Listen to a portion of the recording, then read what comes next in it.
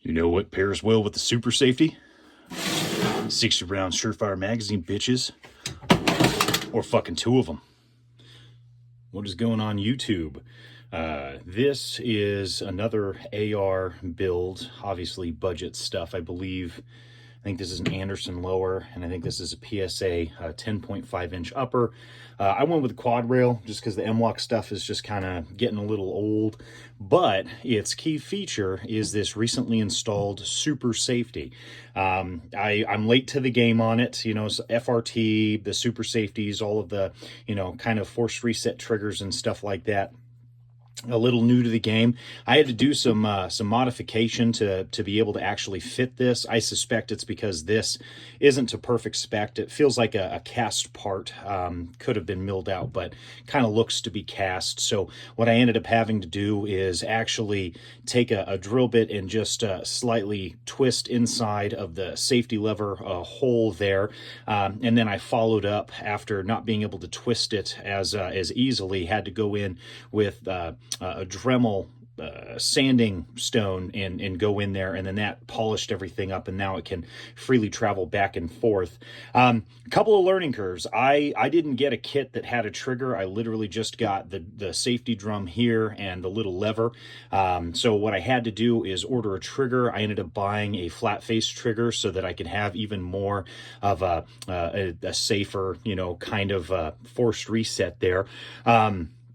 And that took a little bit of fitting. Secondly, one thing that you may run into is it's not going to work with the shorter semi-cut bolt carrier. As you see here, you're going to need the M16 cut, which is the one that has, you know, the metal comes out to about here. It's got that full length. And what that's going to allow you to do is actually reset the little flap that's inside of there. The other suggestion that I've seen is go ahead and get an H3 buffer. I know they can be a little pricey, but there's really good priced ones out there. I don't know how much they differ in weight. I'll have to get my scale out and make sure it actually is an H3 buffer, but I found one for a very reasonable price, took this guy out, and kind of went from there. So I have the bolt that's necessary inside of here. I have the proper buffer.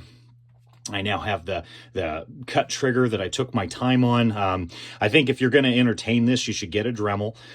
It's very easy to do so long as you have the trigger shoe or a little cutout that comes with it that allows this whole thing to engage. I'll go ahead and post a picture of kind of, I was maybe 3/4 of the way through, and then I'll circle in red where it needs to be rounded so that it can freely travel on the cam path in here. But as you can see, I won't insert mags, so my Surefire's in the drum because the fucking retards at YouTube are going to freak out and strike the channel. But basically, got this going. This travels just fine. You can hear the clicks. So this would be just the single, you know, semi-automatic. The middle would be the super safe, and then the far inside portion is going to be the safe mode. So just to show that it does work, we'll have our full semi-automatic. Everything obviously is unloaded. Okay, there we go. Turn it to super safe. Again, I'm getting that little click, which is exactly what I'm after. And again, since it is unloaded, it's not a habit to hold this down, but I want to show the reset. Okay, so that already fired. Let's see. Yep, so it's firing upon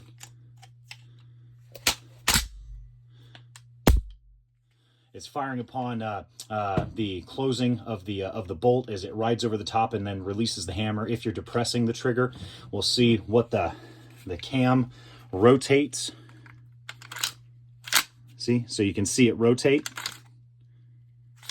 just like that, and then put it back into the single safe mode. But basically took a little bit of fitting. One of the other things that you may have to do is chew up a little bit of extra room. They call it the quarter trick or quarter modification, where you add 1, 2, or 3 quarters or other material that will help kind of keep the buffer spring and buffer from going too far back. Apparently that can cause some issues and kind of jam it up.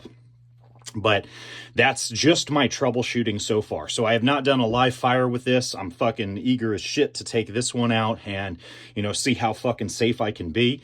But other than that, that's kind of my little pro tips. I would love to actually show the installation and work on this, but YouTube and their restrictions, no doubt that's gonna come down with a strike. So I'm just gonna have to show this, you know, firing. Again, it's not full auto. What it's doing is this is resetting every single time. That's the whole toggling aspect, and it physically resets the trigger and fires it, but you're not actually just holding it down and, you know, doing a full auto. There is resetting that's going on. It just happens to be with the path of travel that the trigger takes on this cam here. There's a lot more information out there. The shitty part is that if you do take this project upon yourself, there's not a fuck ton of information. It's, you know, part of that's because of the YouTube policy, but if you surf around on the internet enough, there's questions that can be answered. Gray Market Research, I think, was the most beneficial, that has a troubleshooting page. Hoffman Tactical, I couldn't really find the exact answers I was after. I'm sure the website that's affiliated with them, you can probably find the troubleshooting stuff, but the Gray Market Research webpage actually had exactly what I needed to go ahead and answer the questions that kind of helped me get this in order. So now I just have to actually do a live fire and see if everything works as it should, and then go from there. So one of the things that I would probably suggest that I can envision, if this isn't installed perfectly, you may have to buy spare levers that go in there, the reset lever, because it may end up dicking it up and you might have to replace it. So I'm going to probably buy another 3 or 10 pack or something like that.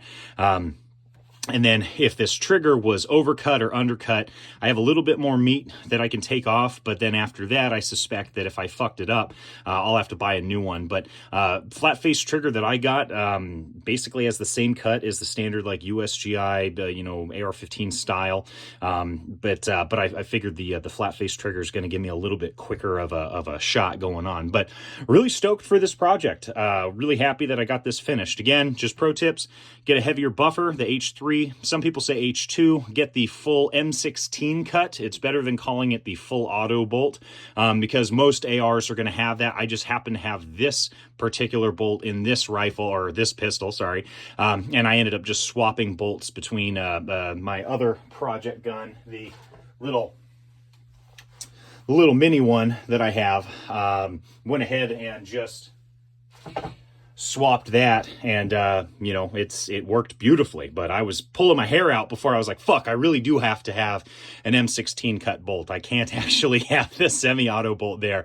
You actually need that extra material, otherwise it's just never going to work. So other than that, yeah, if you guys have any questions, I'll try to answer them to the best of my ability. But I'm fresh to this. This is so out of my ballpark in terms of like how the safety works. I don't even know if this whole setup's going to work. I would love to show, you know, the installation and kind of some of the other stuff, which I didn't happen to take pictures of. But when I got this finally bolted down, I would also suggest, what I've read is a lot of guys suggest to have the captured trigger pins in there rather than just having the standard ones. Apparently they can work their way out. So we will see. But forgive me for not having a shit ton of pictures and information. I would really love to cover it in hyper detail, but I suspect the reason we can't do that is YouTube will aggressively go after it, because yeah, they just have a shitty AI and a bunch of anti-gun people working there and want to just prevent people from being super safe. You know what I'm saying? Anyway, thank you for watching, and I'll try to get to the comments when I can.